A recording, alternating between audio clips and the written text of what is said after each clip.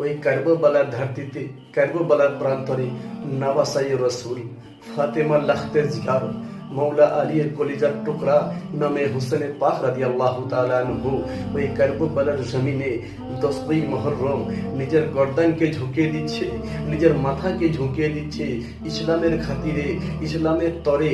তবুও বলতেছে ইয়াজিদ, আমাকে 2 রাকাত জুম্মার নামাজকে আদায় করতে দে। তখন ইয়াজিদ বলতেছে, শোনো হোসেন, আজকে তুমি দুনিয়াতে অনেক নামাজ পড়েছো, অনেক নামাজ পড়েছো, তোমাকে নামাজ বাঁচাইতে পারিনি, আজকে নামাজ পড়লে তুমি কি বেঁচে যাবে?